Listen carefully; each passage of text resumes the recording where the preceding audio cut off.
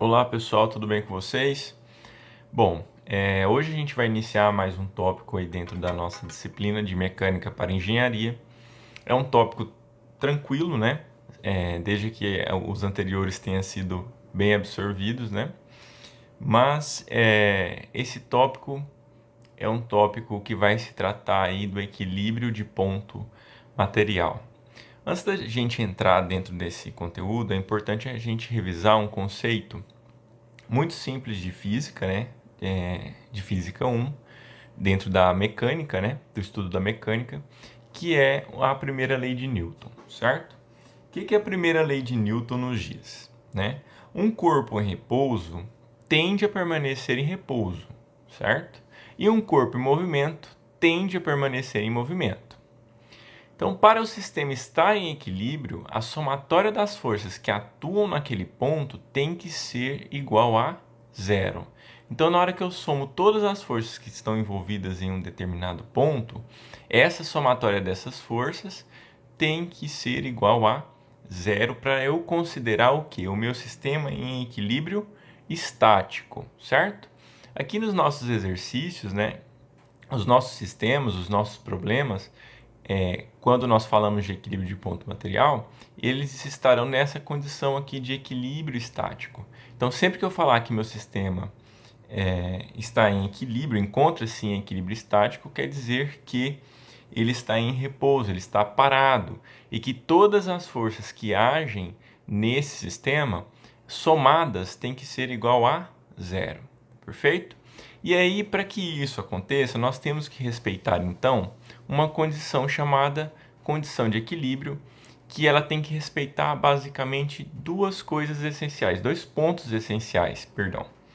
Primeiro, se eu digo que meu sistema tem equilíbrio, né, então eu vou obedecer a duas equações de equilíbrio, certo?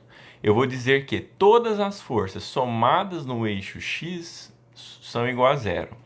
E todas as forças somadas no eixo y é igual a zero.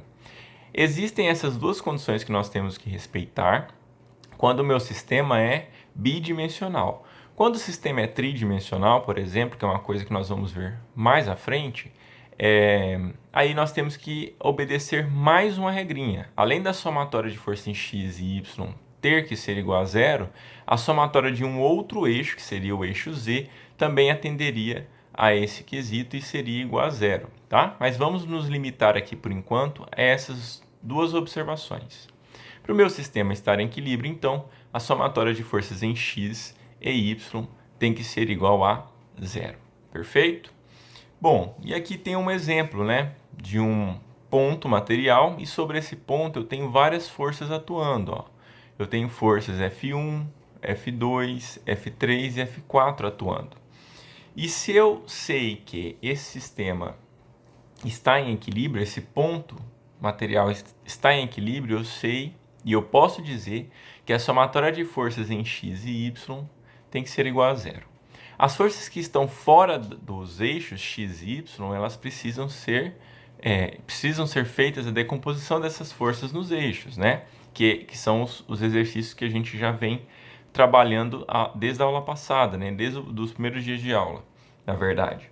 Então aqui eu tenho uma força F1, que para que eu faça a somatória de força em x, eu preciso pegar essa força, decompor para x, depois decompor para y, assim como todas essas demais forças, certo?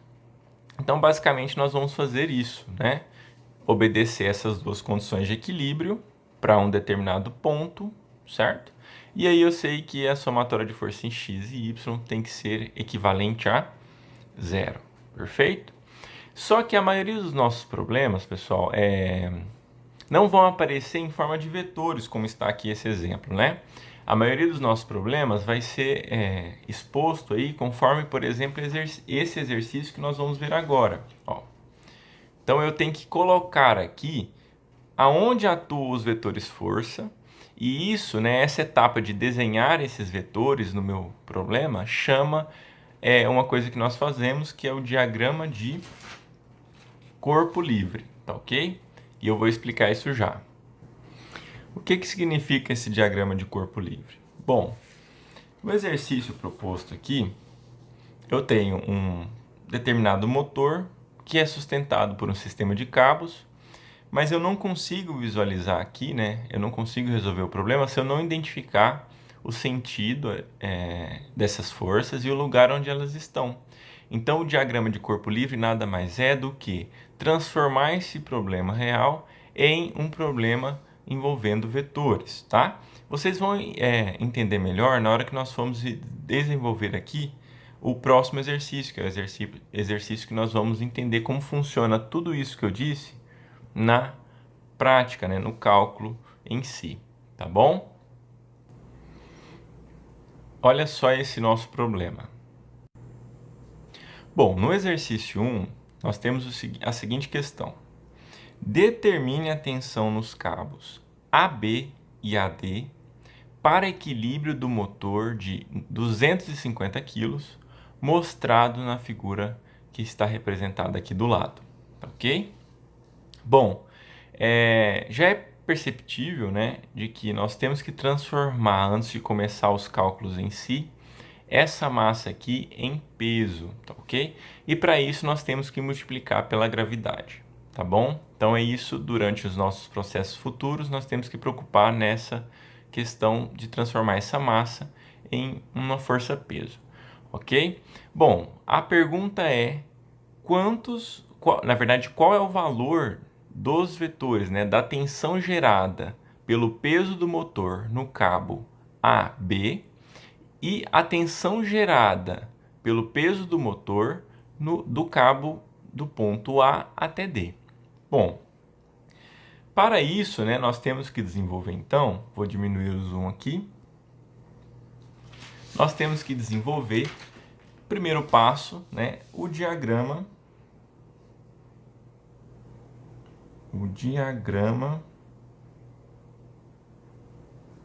de corpo livre.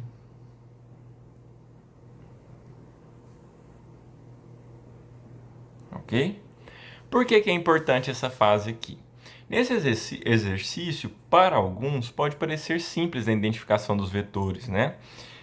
Mas futuramente pode existir sistemas ou problemas mais complexos e esse diagrama aqui consegue facilitar a nossa visão em relação ao problema, tá bom? Então, como que eu construo um diagrama de corpo livre? Bom, eu vou desenhar aqui os eixos X e o eixo Y, tá? Então tá aqui o eixo X e o eixo Y. Agora, desenhado o eixo X e o eixo Y, eu vou identificar aqui no meu problema o ponto de onde origina-se as forças, né? De onde sai, na verdade, essas forças, de onde essas forças atuam, né? Todos os cabos aqui presentes nesse exercício, deixa eu aumentar aqui, eles têm um ponto em comum. Que ponto é esse? O ponto A. Então, esse ponto aqui vai ser a minha referência, tá? Que vai estar aqui no encontro dos eixos, certo? Na origem, tá? E aí, sobre essa análise, sobre essa referência, eu vou desenhar os meus vetores força, perfeito? Bom, se eu sei aqui que do ponto A vão estar conectados 3 cabos, eu vou desenhar então os vetores correspondentes às forças presentes em cada cabo desse, tá? O mais fácil de identificar o sentido, né, e onde está o vetor, é o vetor que está presente no cabo de A até C. Porque se esse motor exerce uma força-peso para baixo, nesse cabo eu vou ter uma força-peso também para baixo, tá? Deixa eu tentar desenhar aqui de vermelho. Opa. Desenhar aqui de vermelho, não sei se vai dar certo aí, mas eu tenho um vetor para baixo originado da força-peso gerada pela massa do motor, tá? Eu multiplicando a massa do motor, que é 250, pela gravidade, que eu vou usar 9,81, eu vou ter que a força-peso gerada por esse motor vai ser de valor de 2.452,5, tá? Então, a força-peso aqui, força-peso vai ser igual a 2.452 1,5 newtons. Perfeito? A gente está trabalhando em newton aqui. Bom, depois, partindo do ponto A, existe um cabo de A até B. Se eu tenho essa força-peso para baixo, esse cabo vai segurar no sentido para cima, né? Então, eu vou ter um vetor, que eu vou chamar aqui de... Como o exercício tratou de tensão, tá? Eu vou chamar de TAB, tá? Que é a tensão de A até B. Perfeito? E posteriormente eu tenho um cabo que também sai do ponto A, que vai de A até D. E que ele está exatamente em cima de qual eixo? Em cima do eixo X, né? Então ele vai estar aqui, ó.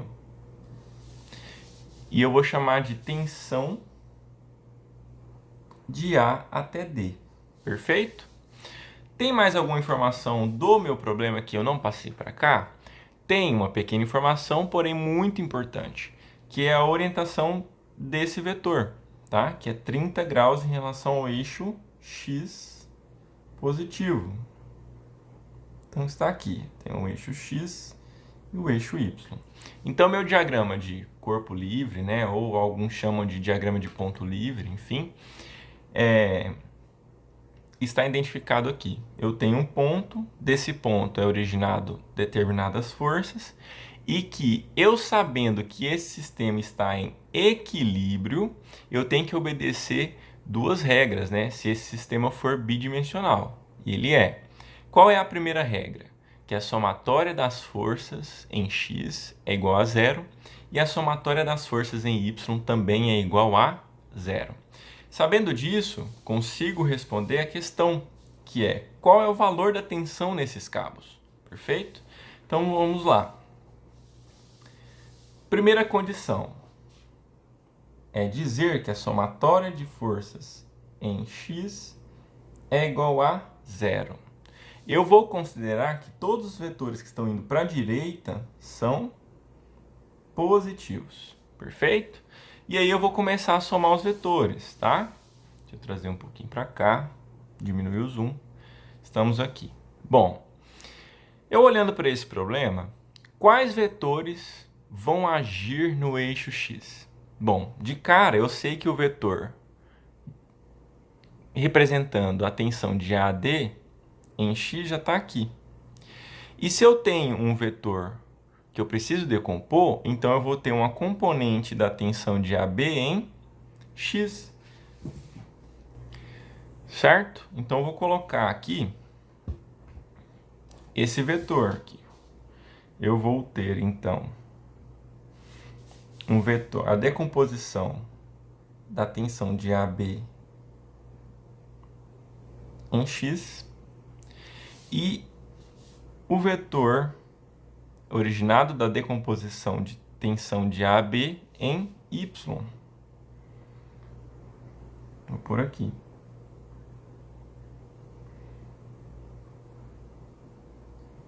Perfeito? Então agora sim eu tenho todas as informações.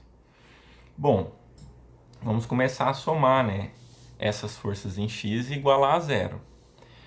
Bom, para a esquerda, aqui eu tenho a tensão que está no cabo de A até D. Ela está no sentido contrário, né, ao meu positivo. Então vai ser menos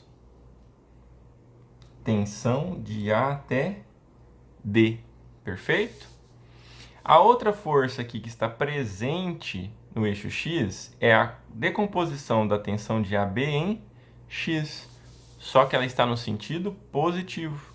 Então, eu vou colocar aqui mais a tensão de ABX, ok? Isso tudo igual a zero. Então, eu somei as forças em X e igualei a zero.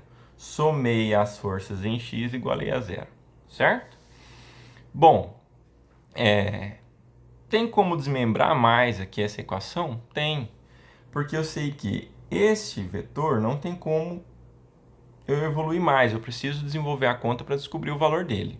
Mas dá para desmembrar aqui esse essa decomposição da tensão de AB. Por quê? Bom, tem como eu descobrir quanto que vale a tensão de AB em X? Tem. Vai ser o valor da tensão de AB vezes o cosseno de 30. Eu estou decompondo a força. Ó. É a tensão de AB vezes o cosseno de 30. Ok? Então, aqui vai ser mais a tensão de AB vezes o cosseno de 30 graus. Igual a zero. Certo? Aí eu realmente verifico que aqui não consigo mais desenvolver. Se essa equação de somatória de força em X não me permitir evoluir mais, eu tenho que ir para a segunda condição. Qual que é a segunda condição? A segunda condição é dizer assim, professor, a somatória de forças em Y está igual a zero, porque meu sistema está em equilíbrio estático, e tudo que está para cima, né, eu vou considerar então positivo. Ok? Então, todos os vetores para cima é positivo, todos os vetores para baixo é negativo. Perfeito? Bom, vamos começar então a somar as forças que atuam no eixo Y. A primeira delas é a força peso, tá? Originado pela massa do motor. E ela está para baixo, então o valor dela é negativo aqui na somatória. Então, vai ser menos 2.452,5, ok? Mais a tensão do cabo AB em Y, tá? Essa componente é a decomposição da tensão AB. Então, vai ser a tensão AB seno de 30, ok? Mas eu vou colocar aqui e depois a gente vai desmembrando. Mais a tensão de AB em Y igual a zero. Tem como desenvolver mais essa conta? Tem sim, professor. Como? Menos 452,5 mais tensão de AB seno de 30 é igual a zero. Perfeito? Bom, aqui eu só tenho uma variável para encontrar, então dá para isolar até achar o valor da tensão no cabo AB. Opa, já estou respondendo 50% do meu exercício, certo? Então vai ser tensão de AB seno de 30. Vou passar esse para o outro lado da equação, ele vai positivo, 2.452,5. Tensão de AB vai ser que valor? Esse seno de 30 vai passar aqui dividindo 2.452,5. Então, 2.452,5 dividido por seno de 30 vai dar que a tensão presente no cabo AB é de 4.905 newtons, certo? Se eu descobrir um valor, na outra equação que eu tinha duas variáveis, é só substituir aqui esse valor da tensão de AB pelo valor que eu encontrei. Então, vai ser menos a tensão de A até D mais 4.905 cosseno de 30 graus, igual a zero, certo? Então, a tensão menos a tensão de AD vai ser igual a menos 4.905 cosseno de 30. 4.247,85. Aqui eu vou multiplicar por menos 1. Então, a tensão de AD vai ser igual a 4.247,85 newtons. Vamos lá ver se nós respondemos a questão. A pergunta era: determinar a tensão nos cabos AB e AD. Então, no cabo AB, eu tenho uma tensão de 4.905 newtons. E no cabo AD, eu tenho uma tensão de 4.247,85. Certo? Então, nós vimos aqui nesse exemplo rapidinho como que o equilíbrio de ponto material pode nos ajudar a resolver determinados problemas, desde que o meu problema esteja em equilíbrio estático e eu obedeça essas duas condições, que a somatória de força em X é igual a zero e que a somatória de força em Y é igual a zero. Ok? Provavelmente, alguns alguns de vocês vão questionar aí por que eu não usei aqueles versores, né, o I e o J, como nós estávamos utilizando. Eu tenho uma explicação do porquê. Porque lá nós estávamos atrás da força resultante, né? E na hora que a gente montava a equação da força resultante, as componentes de x e y ficava tudo numa mesma linha, ok? Só que aqui eu separei, ó, eu já separei, então não preciso descrever I e J para representar os eixos, né? Os versores e os eixos. Eu já separei quem atua em X e quem atua em Y. Então, por isso que não, aqui, nesse caso, eu não preciso identificar os eixos utilizando o versor I e o J, tá bom? Vou deixar uma lista de exercícios para vocês fazerem e eu estarei disponível para tirar dúvidas de vocês no horário da nossa aula, tá ok? Um abraço a todos e até mais.